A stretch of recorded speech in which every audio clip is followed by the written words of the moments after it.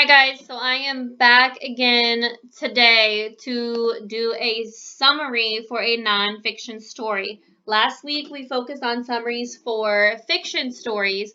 This week we're going to focus on nonfiction stories, which are those stories that have text features like headings, captions, photographs, and all of those good things.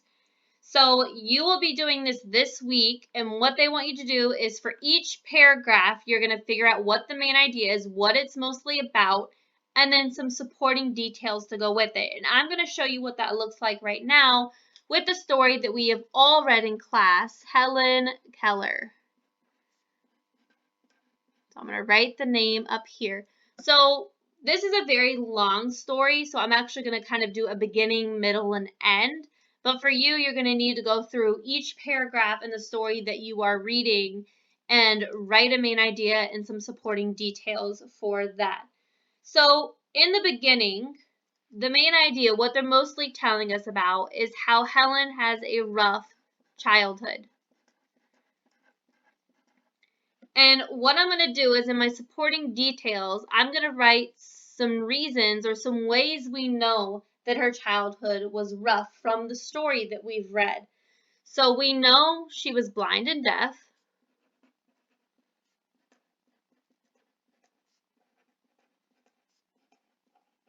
So she can't see or hear, which makes it very hard. It was hard for her to communicate.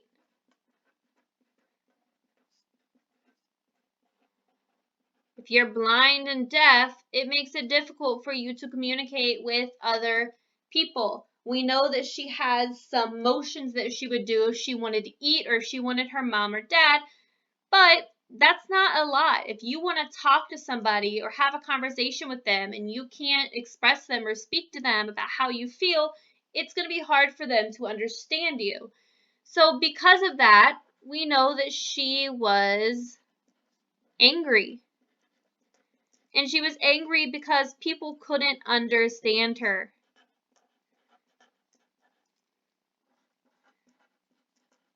Couldn't is a contraction for could not.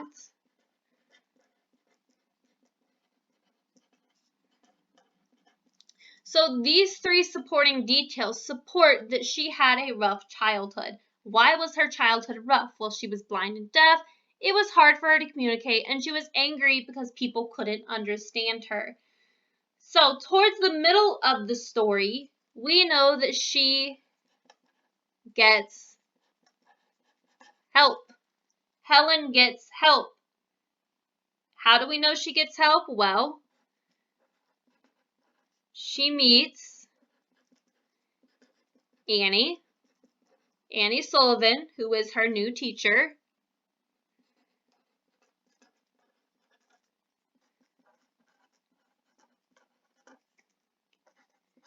And we know that Annie actually is able to help her.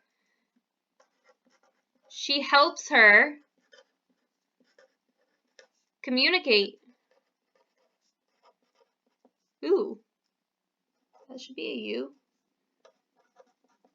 So she helps her to communicate. Remember, there's a scene with the water where she's spelling stuff into her hand, and Helen finally understands, oh, she's spelling into my hand what I'm feeling right now. And she runs around to all these different things so that Annie can teach her what those different things are. She learned that everything had a name.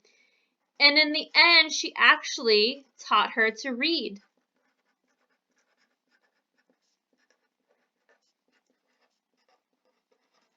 So not only can Helen now communicate, but she can also learn things by reading with books that are written in Braille, which are those raised bumps. So how do we know she gets help? Well, she meets Annie, who's her new teacher. Annie helps her to communicate, and Annie helps her to read. In the end, we learn that she becomes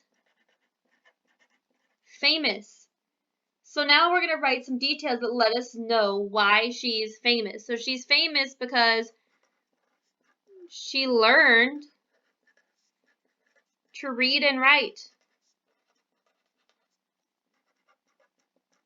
And in the past, somebody who was blind and deaf, you wouldn't think that they would be able to read, and write. Our second reason is people wanted to know about her.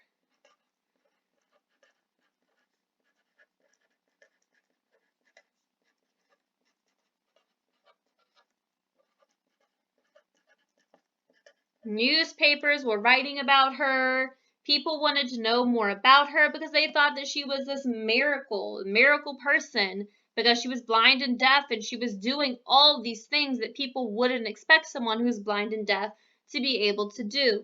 And she's also famous because she helps others with disabilities.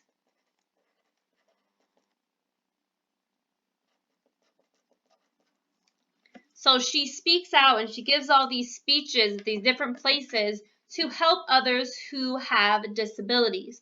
So those are the reasons why she is famous.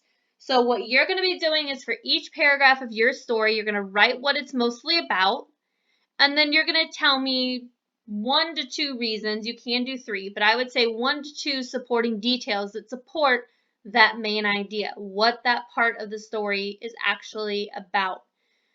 Again, this one is for Helen Keller. This is for a nonfiction story. So if you're writing a summary for a nonfiction story, this is kind of what you want, to use.